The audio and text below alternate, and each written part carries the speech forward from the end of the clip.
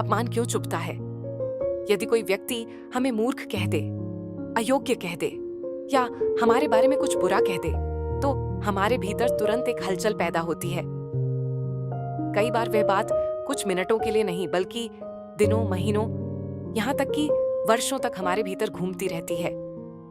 हम उस घटना को बार बार याद करते हैं, मन ही मन बहस करते हैं, जवाब सोचते हैं और कभी-कभी तो केवल अपमान की संभावना भर से भयभीत रहने लगते हैं।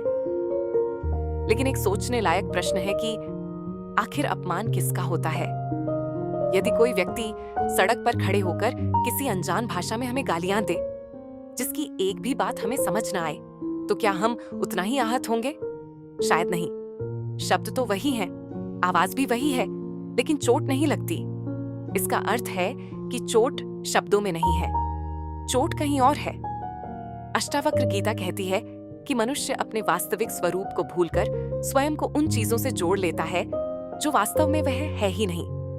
वह अपने नाम को मैं समझने लगता है, अपने पद को मैं समझने लगता है, अपनी प्रतिष्ठा, अपनी छवि और दूसरों की राय को मैं समझने लगता है। फिर जब कोई इन चीजों पर चोट करता है, तो हमें लगता है कि उसने हम पर चोट की है। यही कारण है कि अपमान केवल शब्दों का आघात नहीं है, वह हमारे अहंकार पर चोट है। हम सब अपने भीतर एक छवि लेकर चलते हैं कि हम कैसे हैं, लोग हमें कैसे देखें, हमारे बारे में क्या सोचें। जब कोई उस तस्वीर को तोड़ता है, तब पीड़ा होती है। अष्टावक्र राजा जनक से कहते हैं कि तुम शरीर नहीं हो, मन नहीं हो, विचार नहीं हो, बल्कि इन सब के साक्षी हो। यदि यह बात केवल दर्शन न रहकर अनुभव बन जाए, तो अपमान की पूरी प्रकृति बदल जाती है। इसका अर्थ यह नहीं कि कोई आपको कुछ कहे और वह बात आपसे संबंधित ही ना हो। यदि कोई आपके काम की आलोचना करता है, आपके व्यवहार पर टिप्पणी करता है या आपकी किसी गलती की ओर संकेत करता है, तो वह बात निश्चित रूप से आपको ही संबोधित है। जैसे कोई कहे कि गाड़ी खराब चलाई जा रही है, तो वह गाड़ी को नहीं, उसे चला रहे व्यक्ति को ही कह रहा है। लेकिन अष्टावक्र का संकेत कहीं और है। उनका प्रश्न यह नहीं कि बात किससे कही गई, बल्कि यह है कि चोट कहाँ लगी। यदि किसी आलोचना में सच्चाई है, तो उससे सीखा जा सकता है। यदि उसमें सच्चाई नहीं है, तो उसे छोड़ा जा सकता है। लेकिन अक्सर ऐसा नहीं होता।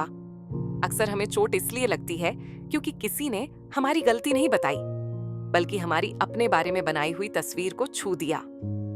हमें लगता है कि उसने हमारे काम की आलोचना नहीं की, उसने हमारी कीमत कम कर दी है। यहीं से अपमान पैदा होता है, शब्दों से कम और उनके साथ जुड़ी हमारी पहचान से अधिक। अष्टावक्र गीता में एक प्रसिद्ध प्रसंग आता है। जब युवा अष्टावक्र राजा जनक की सभा में पहुंचे, तो उनके टेढ़े मेढ़े शरीर को देखकर अनेक विद्वान हंस पड़े। अष्टावक्र भी हंसने लगे। जनक ने पूछा, आप क्यों हंस रहे हैं? अष्टावक्र ने कहा कि मैं समझता था कि यहाँ विद्वानों की सभा है, लेकिन यहाँ तो चर्मकार बैठे हैं। ये मेरे ज्ञान को नहीं, केवल चमड़ियों और शरीर को देख रहे हैं। ध्यान देने वाली बात यह है कि अष्टावक्र को उन लोगों की हंसी ने विचलित नहीं किया। उन्होंने अपमान को व्यक्तिगत नहीं बनाया। उनका ध्यान अपने शरीर की छवि पर नहीं था। इसलिए जहां सामान्य व्यक्ति अपमान महसूस करता, वहां अष्टावक्र केवल अज्ञान को देख रहे थे। हमारे जीवन में भी अधिकांश अपमान इसी कारण चुभता है, क्योंकि हम अपनी छवि की रक्षा में लगे रहते हैं। हमें डर रहता है कि लोग हमारे बारे में क्या सोचेंगे, कहीं सम्मान कम ना हो जाए, कहीं हमारी प्रतिष्ठा को धक्का न लग जाए। धीरे धीरे यह डर इतना बड़ा हो जाता है कि हम अपने स्वभाव के अनुसार जीना भी छोड़ देते हैं। हम निर्णय भी इस आधार पर लेने लगते हैं कि लोग क्या कहेंगे। लेकिन सोचिए, जिन लोगों की राय से हम इतने प्रभावित होते हैं, वे स्वयं अपने जीवन में कितने स्थिर हैं। आज जो व्यक्ति हमारी प्रशंसा करता है, वही कल आलोचना भी कर सकता है। लोगों की धारणाएं बदलती रहती हैं। यदि हमारा सुख और सम्मान उनकी राय पर टिका है, तो हमारा मन कभी स्थिर नहीं रह सकता। अष्टावक्र का समाधान अपमान से लड़ना नहीं है, बल्कि उस मैं को देखना है जो अपमानित हो रहा है। जब भी अपमान चुभे, तुरंत सामने वाले पर ध्यान मत दीजिए। एक बार अपने भीतर देखिए, आखिर कौन सी तस्वीर टूट रही है, कौन सी अपेक्षा घायल हुई है, कौन सा अहंकार असहज हो रहा है। यह प्रश्न धीरे धीरे एक गहरी स्वतंत्रता देता है। तब अपमान गायब नहीं होता, लेकिन उसकी पकड़ कमजोर होने लगती है। लोग वही बातें कहते हैं, परिस्थितियां वही रहती हैं, पर भीतर एक दूरी आ जाती है। व्यक्ति समझने लगता है कि दूसरों की राय उसके अस्तित्व का प्रमाण नहीं है। शायद इसी कारण अष्टावक्र गीता का संदेश इतना अद्भुत है। वह हमें सम्मान पाने का तरीका नहीं सिखाती, बल्कि सम्मान और अपमान दोनों के पार जाने का निमंत्रण देती है।